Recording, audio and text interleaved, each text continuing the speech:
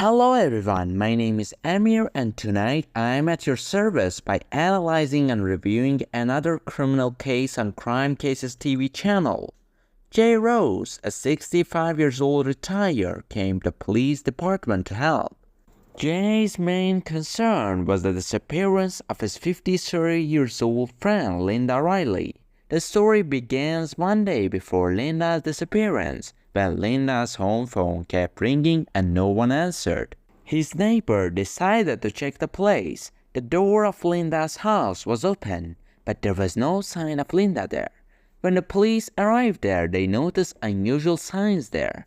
Linda's personal phone and bag were left inside the house, things that she always had with her when she left the house, and this showed that it is most likely that she either left the house or something happened to her. Taking these signs into account, the Springfield Police Department announced Linda's disappearance alert and immediately began its investigation. Jay Ross was with Linda 2 nights before she went missing, and the detectives knew of the relationship between the two and were sure that Ross could provide them with important information to find Linda. Jay Ross voluntarily requests an interview and interrogation and enters the interrogation room of his own accord. The detectives explain to Jay Ross that he is not under arrest and can leave the room at any time during the interview. Last night at about 3:10, I left. She said maybe she's gonna get some cigarette, but she's tired of going to bed. After you go take the garbage after that. And then I didn't do that. And then when I got back to the house, I texted her, made it home okay, because I was she's worried about me. So I called this morning, she didn't answer. She does that all the time, though. Not answer. So, but I don't know. Jay's behavior during the interview with the detectives is interesting. He seems sincere, concerned, and eager to help. This honesty and eagerness to help the police shows that he really wants to find Linda as soon as possible. This rush is because the chance of finding a missing person is getting less and less as time goes by. Statistically, the first 24 hours are very important, and every hour that passes, the probability of finding a missing person alive decreases and the concern about their condition increases. Jay Ross's desire to quickly find Linda can be attributed to the same things I said. She's stressed out a little bit about these guys who've been coming over this one guy particularly. Who was that she was stressed about? I figured they get that Floyd guy that come in the house, he's like drunk. So you just know him as he's a black male named Floyd. I saw him one time, but I don't know what he came in the house. You don't know Floyd's last name? No, not at all. So what did she say about that she was stressed out about? Oh man, the guy come in the house and he was halfway in the living room. She said, kind of pushed him out the door or something, went out, and then that fool ass, he come back over and he's drunk. Is what they said. I don't know if he was or not. So what do you think? What do you think happened? I don't know. Anything could happen. That neighborhood there is still, it's a bad neighborhood.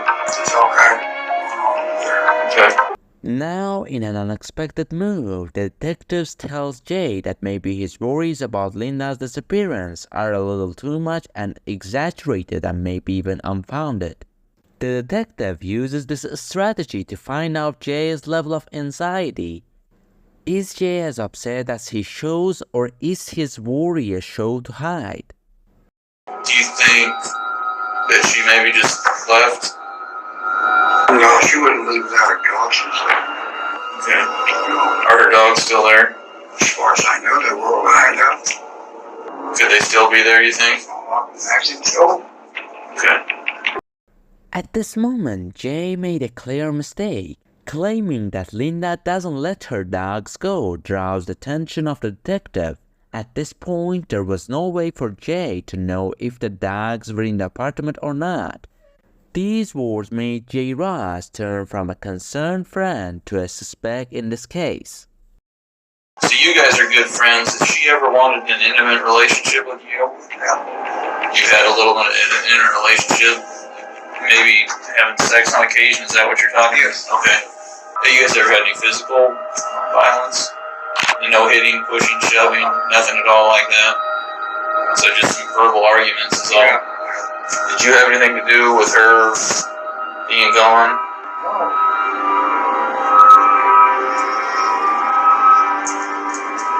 So when no. I can have you hang tight for me for just a second. Step out and I'll be right back, okay? Thank you, sir. After hours of questioning, J. Ross was released due to lack of evidence linking him to Linda Riley's disappearance. A day later, Linda Riley still hasn't been found and the chances of finding her alive are decreasing. After a day, J. Ross unexpectedly returns to the police station and brings new information to the detective's desk. There's a couple, three things actually. Her ex, he'd beat her, pulled her hair. She come down to the house one morning after he'd sit on her and tried to shoot her up and missed and shoot her in the spot. So, and then she always had bruises on her and we grabbed her. So one time, she had this guy named Roger was there when he stayed about a week or so. But the police came to the door and he was hid in the bathroom because he was wanted. I don't know his last name or anything else. I told her, you got too many weirdos coming over and stuff like that. I'm just putting things out there as possibilities. I was thinking. At this stage, the detectives are very skeptical about Jay's story. He had made up a story to several possible suspects, which seemed to be a strategy to remove any doubt. You asked if I had ever hit her or she hit me. I haven't. But there was one occasion when I took her over to see this guy she wanted to see. He dropped her off, but he wasn't home. They said, what are you doing? So I'm going to take you home. I don't want to go home. Well, I'm not going to let you out here. I want out. Like, don't jump out here. Let me take you home. And she reached over to grab the horn in my hand. I went up like this, and it went in her mouth. She thought it was an accident completely. Linda had sued Jay for rape because of her refusal to have sex, and when Jay found out that the police had access to these allegations in their investigation, he returned to the police station on his own to clear up the matter on his own behalf. There's been a few people that have mentioned she was afraid of you. Do you know why they would tell us that? Because of that action, she thought I was doing something, but I wasn't. But then we talked afterward, it was okay. But she wasn't afraid of me for that. What do you say to some of these people that kind of have said that she's scared of you, that you've been violent with her? Yeah, I've been violent with her, and I don't know where that comes from. You don't know why those people would say that? It's the biggest hang-up today, because we've talked to so many people, and there's no trace of her or anything after you leave the house, a little after 3. Hang on 1 second, I'll be right back. We'll beat you out here in just a minute, okay?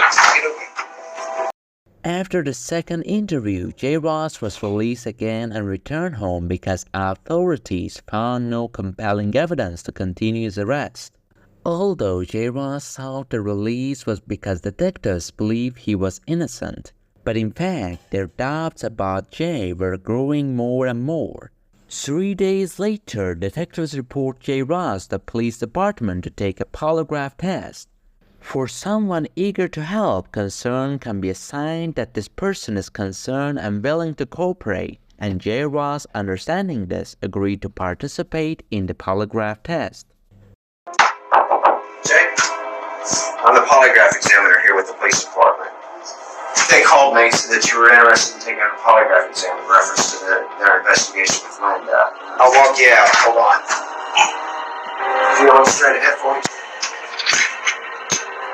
Are you physically responsible for Linda Riley's disappearance from her residence on February 27th, 2012? Did you physically remove Linda Riley from her residence on February 27th, 2012? Did you physically cause the death of Linda Riley on February 27th, 2012? In the first two interviews, Jay was surprisingly calm. He was sitting in a chair and showing a friendly demeanor. The situation is dire. Jay is sitting alone and waiting for the answer to his polygraph test. Jay looks depressed and confused. A few moments later, the detective enters the interrogation room to complete Jay Ross's investigation and explains to him that a search warrant has been issued for his house and van. Well, we got the results back, Jay, and it's kind of what we both knew. You failed it pretty bad. So let's just cut to the chase. Tell us what happened. Let's get this over with. It's been a long day for us all. Our crime scene technicians, they're out at your house, pretty much all day. And there's some more stuff that's been located at your house that's, again, it's not looking good for you. Obviously, there's going to be some explaining to do, and I'm going to be curious about what kind of deal you're going to come up with now. We need to get this over with. Quit these games. We know something happened. How it happened, I don't know, and that's what I'd like is your reason. Did she come after you? You know, maybe something happened that wasn't good. Whatever it is we need to know, Jay.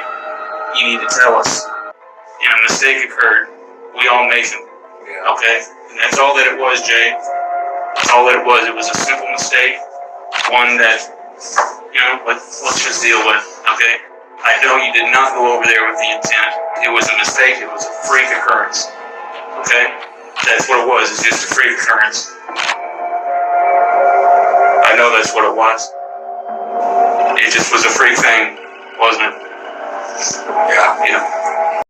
Even after the confession, there is a concern that Jay will change his mind later and claim that his confession was wrong and that he said these words and confessed under pressure.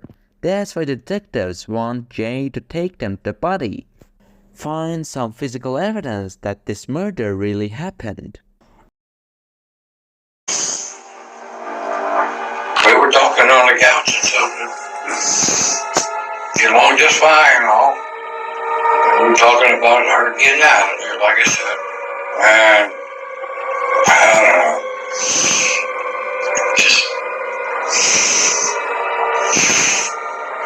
Just things happen. Didn't mean to do anything.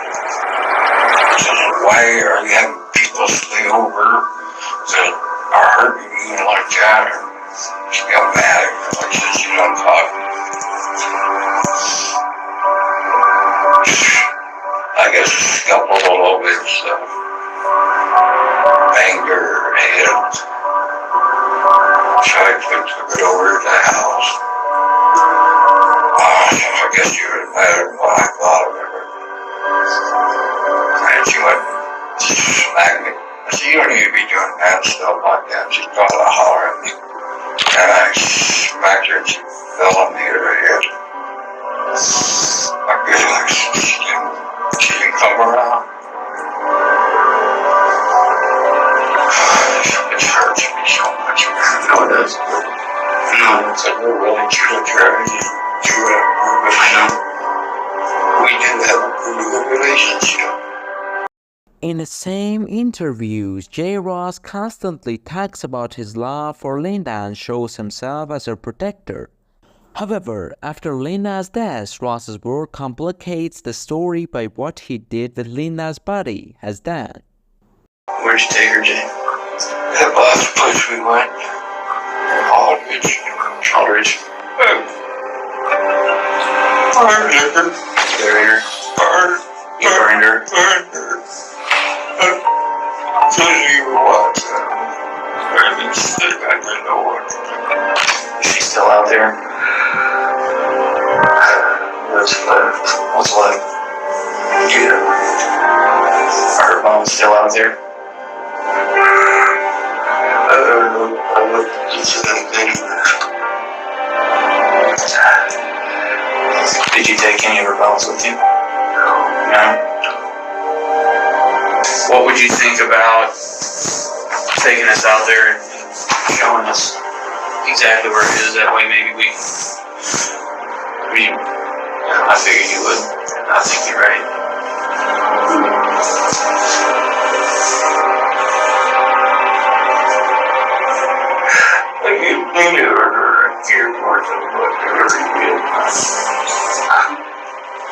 How about I get you some water?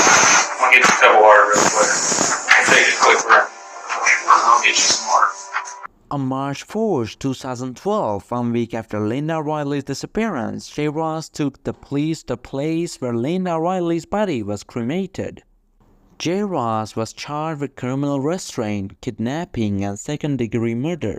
The second-degree murder charge came because a judge determined the killing was not intentional and didn't meet the criteria for first-degree murder. While issuing the sentence, Ross's lawyer argued that due to his client's age and illness, the maximum sentence should be only 10 years. But the judge disagreed and said that J. Ross is dangerous for women and children. In July 2013, J. Ross was sentenced to life in prison in Missouri, which means 30 years in prison. He must serve 40% of the sentence before becoming eligible for parole at age 78. Thank you for being with me until the end of this video. If you are interested in this type of videos, please subscribe to the channel and set the notification bell to all. We're waiting for your likes and comments about this case.